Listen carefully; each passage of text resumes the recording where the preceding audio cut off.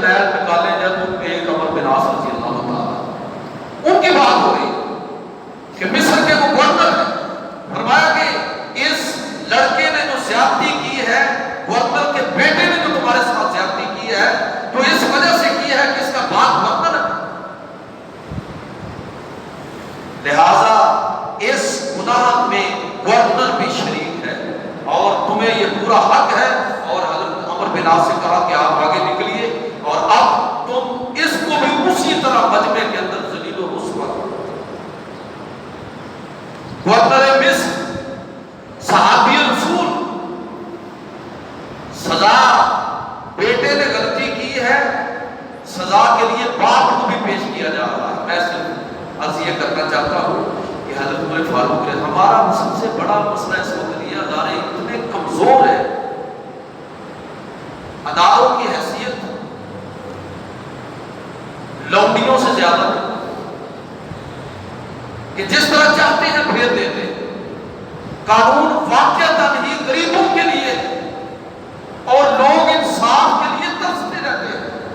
اگر آپ کے پاس توفیق ہے تو آپ انصاف خرید لیجئے، آپ انصاف حاصل نہیں کر سکتے۔ ہمارا انفراسٹرکچر اس طرح کا ہے۔ میں یہ کرنا چاہتا ہوں کہ عمر فاروق رضی اللہ تعالیٰ کو آپ کی سیرت کو پڑھتے ہوئے اس پہلو کو سمجھنے کی ضرورت ہے اور اس کو زندہ کرنے کی ضرورت ہے، اس کو تحریک بنانے کی ضرورت ہے کہ ہم اپنے حکمرانوں سے بھی اس چیز کی بجا طور پر توقع کرتے ہیں کہ وہ اس استثناء کو ختم کرے۔ جو ایک عام آدمی کا حق ہے وہی ان کو حق حاصل ہے۔ اس شریعت نے، اسلامی قانون نے، اسلامی ریاست نے ان کو کوئی الگ سے حقوق عطا نہیں کیا۔ ایک تو میں نے مثال آپ کی خدمت میں عرض کی کہ عمر فاروق رضی اللہ تعالیٰ کو سماجی انصاف کے حوالے سے ان کی شخصیت کو دیکھنے کی ضرورت ہے۔ سماجی سطح پر انصاف، عام لوگوں کے اندر انصاف، اور اس میں کس طرح سب لوگوں کو جوڑا ہے، اپنے آپ کو رول ماڈل کے طور پر سامنے پیش کیا ہے۔ اب جب کوئی شخص اس انداز میں سماجی انصاف کا مظاہرہ کرتا ہے تو پھر واقعتاً ہی وہ سارے لوگ، پوری قوم اس کی محافظ بن جاتے ہیں۔ ہمارے سیرت نگاروں نے اور رکھی نے ایک بڑا دلچسپ واقعہ لکھا ہے کہ روم کا ایک سفیر جو ہے کیسر کا خط لے کر مدینہ پہنچا، مدینہ میں داخل ہوا تو سوال کیا کہ تمہارا بادشاہ کدھر ہے؟ کسی سے پوچھا بادشاہ کدھر ہے؟ اس نے کہا کہ ہمارا کوئی بادشاہ نہیں، ہمارا تو خلیفہ، اور خلیفہ کا مطلب یہ ہے کہ یہ سیاست عبادت ہے، یقین کیجیے۔ ہمارے ہاں کوئی شریف آدمی سیاست میں آنا پسند ہی نہیں کرتے، اور اگر کوئی ہمت کر کے سیاست میں کود پڑے تو میری اور آپ کی طرح کے وہ لوگ جو اپنے آپ کو شریف سمجھتے ہیں وہ اس کو مشورے دینے شروع کرتے ہیں کہ چھوڑے یہ تو میرا کرتے ہیں، آپ کس طرح سیاست پیغمبرانہ خدمت کا ایک اسلوب ہے، لیکن ہم نے اس کو جس طرح بدنام کیا۔ تو اس نے کہا کہ تمہارا بادشاہ کدھر ہے؟ کہا ہمارا بادشاہ کا خلیفہ، اور خلیفہ کا مطلب خادم، لوگوں کی سب سے زیادہ خدمت کرتے ہیں۔ عمر فاروق رضی اللہ تعالیٰ کو کسی نے دیکھا نا کہ بیت المال کے اوپر کی مالش کر رہے تھے، خارش وغیرہ تھی تو تیل وغیرہ لگا رہے تھے، تو کسی نے کہا کہ آپ کو یہ کام کرنے کی کیا ضرورت ہے؟ کسی غلام کو کہہ دیں آپ مسلمانوں کے خلیفہ ہیں، امیر ہیں، تو آپ یہ ذمہ داری کسی اور کی دلا دیں۔ فرمانے لگے کہ وہ اس سے زیادہ مسلمانوں کا اور کون خادم ہے، سب سے بڑھ کر میں ہی مسلمانوں کا خادم۔ یہ تصور کہ سیاست اور سماجی سطح پر اس کو عبادت بنانا کوئی سیکھ عمر فاروق رضی اللہ تعالیٰ۔ تو میں یہ کہہ رہا ہوں کہ جب وہ سفیر آیا کہ تمہارا بادشاہ کدھر ہے؟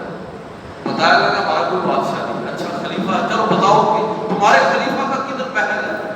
کہا کہ اس میں کوئی محل شہر نہیں، یہ سامنے جو تمہیں گھر نظر آ رہا ہے یہ اس کا ہے، دیکھ لو شاید تمہیں مل جائے۔ وہ گیا، عام سا گھر جس طرح باقی لوگوں کا گھر ہے، یہاں تو لوگ سیاست پہ آتے ہیں اور اللہ تعالیٰ معاف فرمائے، پھر مجھے اس کی تفصیلات بیان کرنے کی ضرورت نہیں، آپ اپنے ارد گرد دیکھیں کہ سیاست کو کس طرح لوگوں نے کاروبار بنایا ہے، لوٹ مار کا کاروبار. یہ مافیاز ہے، یہ مافیاز ہے سیاست کی صورت میں. خاندان بھی اللہ ماشاءاللہ سب کی بات ہے، خاندان بھی اور آپ کی سیاسی جماعتیں بھی.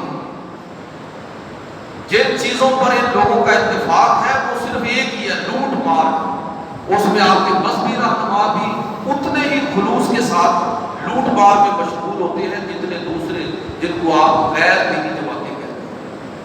ان لوگوں کا اتفاق صرف ایک ہی چیز پر ہے، اسٹیٹس کو، یعنی جو لوٹ مار جاری ہے یہ جاری رکھی ہے. عمر فاروق رضی اللہ تعالیٰ عنہ نے وہ تصور دیا اپنی سیرت میں، پوچھا کہ ان کا محل کوئی نہیں، گھر دیکھا عام سا گھر، کوئی سامنے گارڈ نہیں ہے.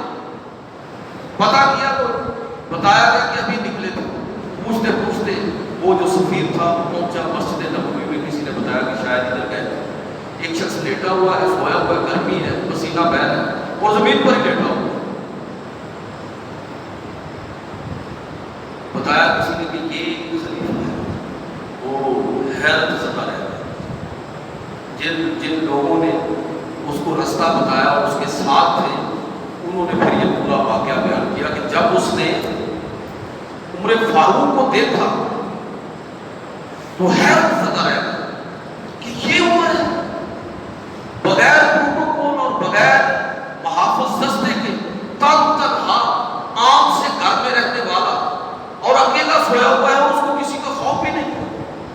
تو اس نے اس وقت ایک تاریخی جملہ کہا جس کو ہمارے مورخین نے محفوظ کیا. اس نے کیا کہا کہ اے عمر، عدل تھا، تو نے عدل کیا اس لیے تو بڑے سکون سے سو رہا ہے. ہمارے حکمران چونکہ ظلم کی چکی چلاتے ہیں اس لیے ان کو محافظوں کی ضرورت ہے. تو میں یہ کرنا چاہتا ہوں کہ عمر فاروق رضی اللہ تعالیٰ عنہ کی سیرت کے اس پہلو کو دریافت کرنے کی ضرورت ہے اور حکمرانوں سے ہمیں مطالبہ کرنے کی ضرورت ہے کہ آپ اس نظام کو قائم کیجیے. ہمیں مغرب کا نظام جمہوریت اس سے زیادہ عزیز وہ نظام خلافت ہے جو عمر فاروق رضی اللہ تعالیٰ نے قائم کیا اور جس کو مغرب نے فالو کر کے سوشل ویلفیئر اسٹیٹ کا تصور جو ہے آج دنیا کے سامنے رکھا ہے. محسن میں تو زیادہ دنیا میں پھرا نہیں ہوں، آپ جیسے لوگ مجھے بھی بتاتے ہیں. میں تو پڑھنے کی آتا ہوں کہ یورپ اور مغرب میں مختلف ممالک کے اندر کتنے الاؤنس ایسے ہیں. کوئی دوست بتا رہا تھا ڈنمارک میں بچوں کو جو یعنی رضاعت کے ایام میں، دودھ پینے کے ایام میں ایک وظیفہ دیا جاتا ہے، اس کا نام بھی ہے عمر الاؤنس. کیونکہ جب یہ چیز تلاش کی گئی کہ یہ الاؤنس سب سے پہلے انسانی تاریخ میں کس آدمی نے دیا تو جناب عمر فاروق نے دیا. بھائیوں، میں یہ کو سمیٹتے ہوئے عرض کرنا چاہتا ہوں کہ عمر فاروق رضی اللہ تعالیٰ نے ریاستی سطح پر ایک ایسا ڈھانچہ جو ہے، ایک ایسا انفراسٹرکچر قائم کیا کہ جس میں لوگوں کے لیے انصاف، لوگوں کے لیے امید ہے، جس میں آپ نے یہ استثناء کے تصور کو ختم کر دیا اور لوگوں کو یہ ویژن دیا کہ مسلمانوں کی سیاسی قیادت وراثت کے اندر نہیں ہوگی، مسلمانوں کی روحانی قیادت وراثت کے اندر نہیں آئے گی. دونوں غلطیاں ہم لوگ کر رہے ہیں. میں بڑی کھل کھلا کے باتیں کرتا ہوں تاکہ آپ تک بات پہنچے. یہ مسلح، یہ منبر وراثت میں ملنے والی چیز نہیں ہے. یہ اس کو ملے گی جو اس کی اہلیت ثابت کرے. ہمارا سیاسی نظام اور حکومت اور ریاست یہ وراثت میں ملنے والی چیز نہیں ہے. حضرت عمر فاروق کو خنجر لگا تو لوگوں نے کہا کہ آپ اپنے بعد اپنے بیٹے عبداللہ ابن عمر بڑے جلیل القدر صاحب، اگر میں ان کے فضائل شروع کروں پورا جمعہ چاہیے سر، ان کو نامزد کر دیجیے اپنے بعد خلیفہ. عمر فاروق رضی اللہ تعالیٰ کہ نہیں، ایسا جو 6 لوگ آپ نے متعین کیے ان میں بھی عبداللہ ابن عمر کو نہیں رکھا، اس لیے کہ وہ یہ سمجھتے تھے کہ امامت کا مسلح وراثت کے اندر تقسیم نہیں ہوگا.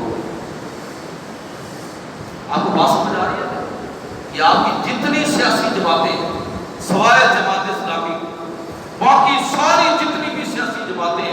ایون کہ آپ کی دینی مذہبی جماعتیں، ان کے اندر بھی باپ کے بعد بیٹا اور بیٹے کے بعد اولاد کے بعد اولاد، اور جو آپ کی سیاسی دیگر پولیٹیکل آپ کی پارٹیاں، ان کے اندر تو ہے یہ ساری فیملی لمیٹڈ ہو۔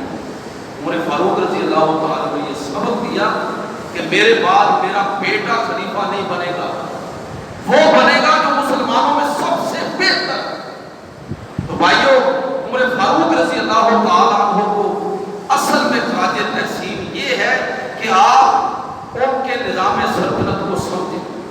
عمر فاروق رضی اللہ تعالیٰ عنہ نے جو پورا انفراسٹرکچر قائم کیا، جس طرح اداروں کو قائم کیا، آخری بات کر کے ختم کرنا چاہوں گا کہ جس طرح لوگوں کو جوڑا، یہ ریاست کی ذمہ داری ہے۔ فرقہ واریت پر پابندی، سختی، یہ ریاست کے ذمہ ہے۔ ہماری حکومت اور ریاست باقاعدہ اس چیز کو پروموٹ کرتی ہے، یہاں باقاعدہ فرقوں کو اور طبقوں کو پروموٹ کیا جاتا ہے، کبھی ایک کو کبھی دوسرے کو۔ ریاست کی ذمہ داری کیا ہے؟ سب کو ساتھ لے کر چلے۔ صرف ایک مثال عرض کر کے ختم کرتا ہوں۔ عمر فاروق رضی اللہ تعالیٰ عنہ کے دور میں روم کا شام کی طرف کا جو علاقہ فتح ہوا، غالباً قبیلہ طے جو تھا وہاں پر آباد تھا، مسلمان